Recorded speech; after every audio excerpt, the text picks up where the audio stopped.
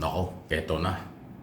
Pinaputok na po ni Ombudsman Boyeng Rimulya ang kaduda-duda at kanya raw iimbestigahan. Itong si Congressman Libiste, ang batang congressman na kung ano-ano mga expose ngayon, may kaugnayan sa kanyang business, yung solar business.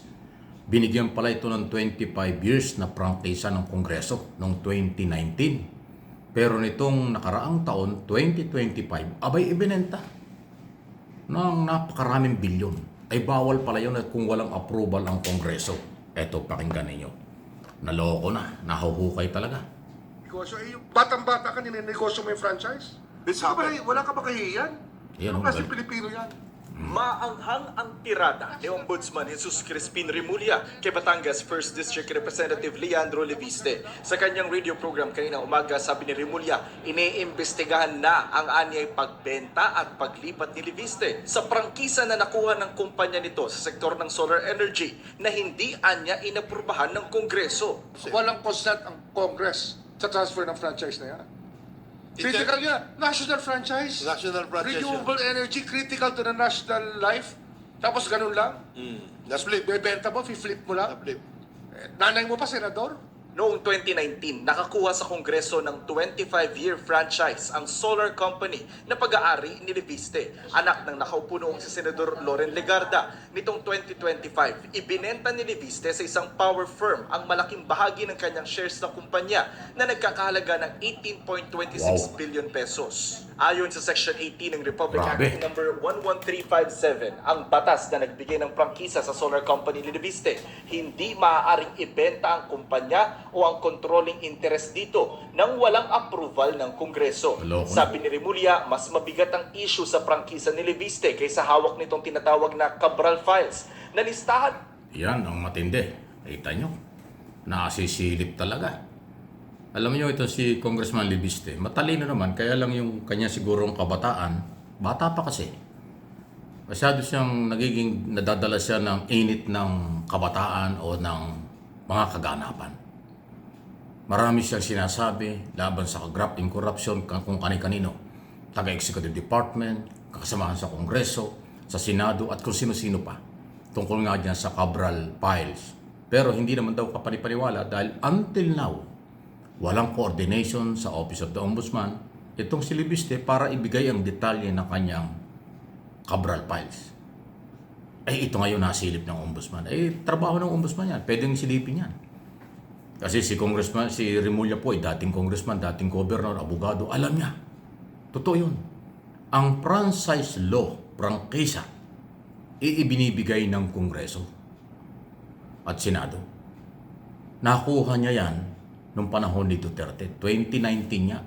Siya yung batang-batang nagtayo ng solar company dito sa Pilipinas. 25 years yun eh. Kung pagdating nitong nakaraang taon, 2025, ibinenta. Hindi pala dapat ibenta yan without approval from the Congress. Kasi ang prangkisa, franchise, yan ay pribilehiyo lang na ibinibigay ng gobyerno sa pribadong sektor. Kaya kung ano man ang gagawin mo dyan, ipagamit mo sa iba, ibenta mo sa iba, dapat mayroong approval.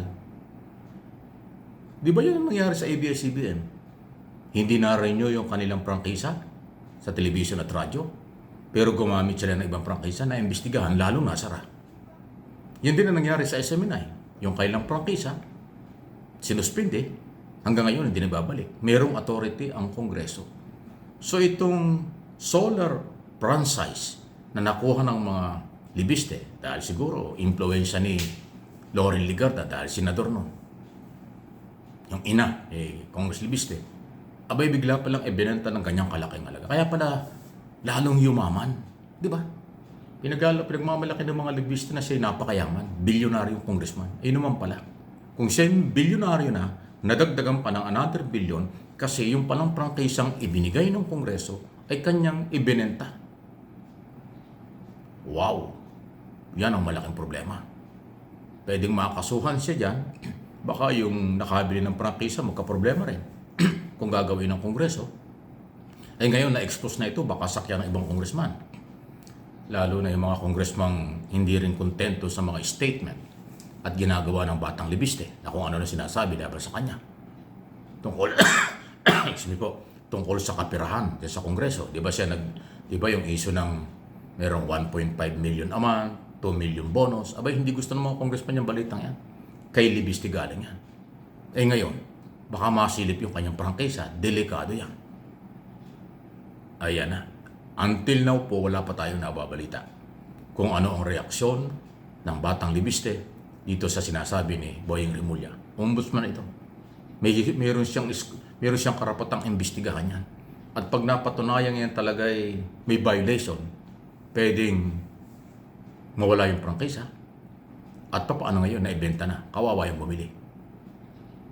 Kasi ang franchise law o prangkisa, yan ay ibinigay sa isang company, sa isang corporation, kung 25 years, gamitin mo ng 25 years. Huwag mong gamitin kapital yung prangkisa, ibenta mo, ipagamit po sa ibang tao, ibang company, bawal yon without approval coming from the Congress. Yan po ang policy dyan.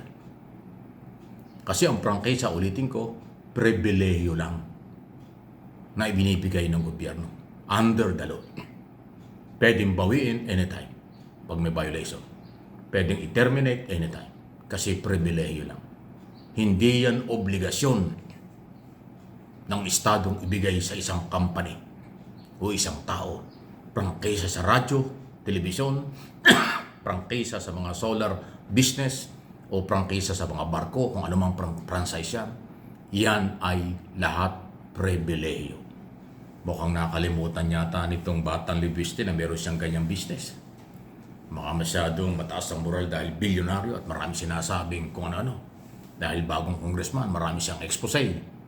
Eh ngayon, nasilip ng veteranong abogado, politiko, ombudsman. Mayroon daw, galit si Rimulya, may problema siya. Batang-batang prangkisa, binenta mo. Isipin mo, 2019. O diba, 2025 bibinenta.